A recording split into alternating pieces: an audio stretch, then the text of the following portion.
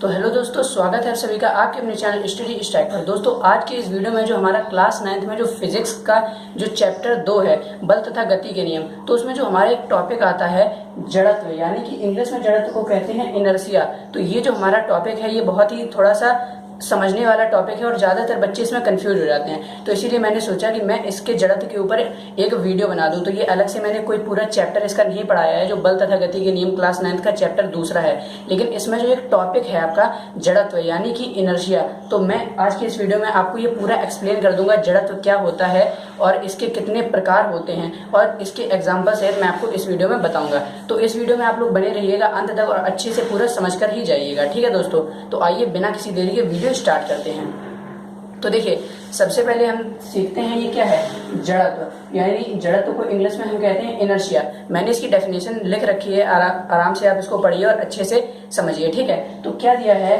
कि प्रत्येक वस्तु अपनी अवस्था में परिवर्तन का विरोध करती है।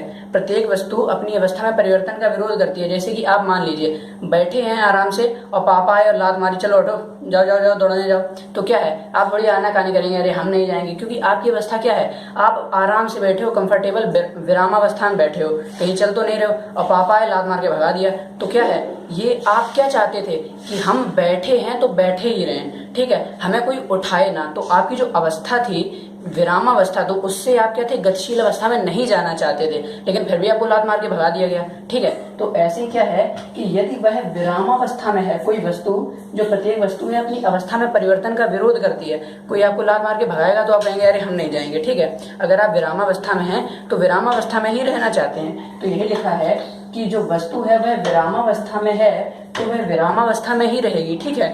अगर दोस्तों यहाँ देखिए, विरामावस्था में है तो विरामावस्था में ही रहेगी, और यदि गतिशील अवस्था में है, किस अवस्था में है, गतिशील अवस्था में है, तो वो गतिशील ही रहना चाहती है। अगर हम चल रहे हैं तो बस भैया हमको रोको ना, हमें चलने दो। अगर हम बैठे हैं तो हमें बैठने ही दो, हमसे ये ना कहो कि चलो दौड़ लगाओ, ठीक है। तो क्या है कि अगर विरामावस्था में कोई वस्तु है तो वह विरामावस्था में ही रहना चाहती है, या फिर अगर गतिशील अवस्था में है तो गतिशील अवस्था में ही रहना चाहती है। और कब तक रहना चाहती है, जब तक उस पर कोई बाह्य बल कार्य ना करे, जब तक कि उस पर कोई बाह्य बल कार्य ना करे, ये कहा गया है। अब जैसे कि एग्जांपल ले लो कि आप बैठे हो आराम से, कि बढ़िया गेम खेल रहे हो आराम से अपने मोबाइल में, ठीक है, पापा ने कहा चलो उठो, नहीं उठे, क्योंकि आपने क्या है कि आप विरामावस्था में हैं तो आप विरामावस्था में ही रहना चाहते हैं। कहा गया आपसे उठो, चलो भागो, बाहर भागो, फोन रखो, तो आप क्या थे, विरामावस्था में थे, तो आप गति अवस्था में नहीं जाना चाहते थे। लेकिन जैसे ही आपको जोर से तमाचा मारा गया, खींच के लात मारी गई, तो तुरंत आप भाग खड़े हुए। क्यों? क्योंकि उस पर एक बाह्य बल लग गया, ठीक है। तो तब तक ही विरामावस्था में रहती है।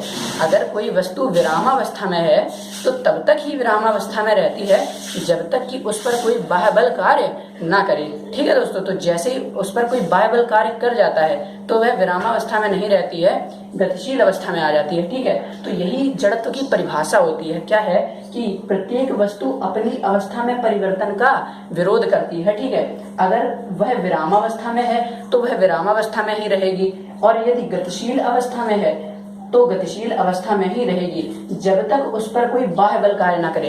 विरामावस्था में है तो विराम में ही रहेगी, गतिशील है तो गतिशील ही रहेगी, लेकिन कब तक, जब तक उस पर कोई बाह्य बल कार्य ना करे। जैसे कि अब कोई गाड़ी चल रही है तो वह चलती ही रहेगी जब तक कि उस पर ब्रेक ना लगाए जाए। जो ब्रेक है तो ब्रेक एक बाह्य बल का कार्य कर रहा है ना, तो अलग से उस पर एक बल लगाया गया है। तो जब बाह्य बल लगाया जाएगा तब वो अपनी अवस्था में तब उसकी अवस्था परिवर्तित होगी। अगर कोई बाह्य बल ना लगाया जाए तो वैसे ही चलती रहेगी। अब आपके मन में एक क्वेश्चन आ रहा होगा, और जब मुझे ये पढ़ाया गया था तो मेरे मन में भी यही क्वेश्चन आया था।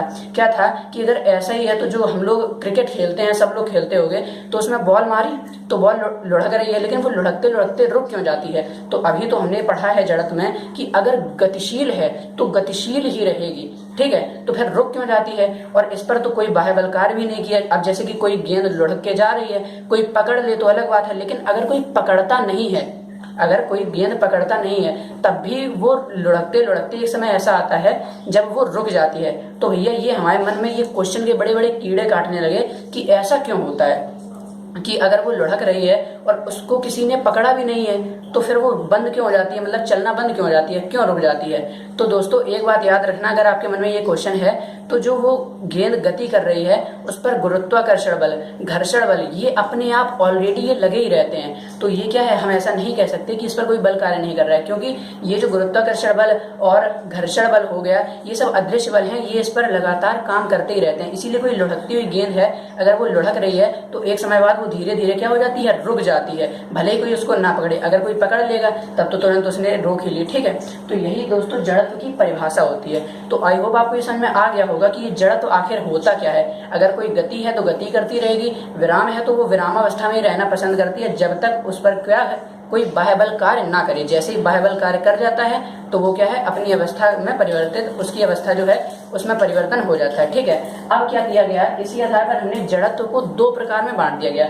लिखा है यह दो प्रकार का होता है। कौन, जड़त्व जो है दो प्रकार का होता है। एक है गति जड़त्व, इसी को इंग्लिश में कहते हैं इनर्शिया ऑफ मोशन, और ये एक होता है विरामा जड़त्व, इसको कहते हैं इंग्लिश में इनर्शिया ऑफ रेस्ट। ठीक है, अब ये क्या है, तो जो यहाँ परिभाषा लिखी है ना, इनकी भी परिभाषा इसी में सम्मिलित है। क्या है कि जो गति जड़त्व है, तो जैसे कि अभी यहाँ मैंने लिखा था कि अगर गतिशील है और यदि गतिशील अवस्था में है, यहाँ पढ़िए, तो वह गतिशील ही रहेगी जब तक उस पर कोई बाह्य बल कार्य ना किया जाए। तो ये होता है गति जड़त्व में। इसीलिए मैंने इसकी अलग से कोई डेफिनेशन नहीं लिखी, क्योंकि गति जड़त्व क्या है कि अगर कोई वस्तु, अब ये जो जड़त्व की परिभाषा थी तो इसमें तो हमने पूरा मिक्स करके लिख दिया कि अगर कोई विरामावस्था में है तो विरामावस्था में ही रहेगी, गति अवस्था में है तो गति अवस्था में ही रहेगी, जब तक उस पर कोई बाह्य बल कार्य ना करे। ठीक है, लेकिन अब जब हमने इसको प्रकार में वर्गीकृत कर दिया कि दो प्रकार का है, एक गति जड़त्व और एक विरामा जड़त्व, तो इस आधार पर हम क्या करेंगे कि गति जड़त्व की परिभाषा क्या हो जाएगी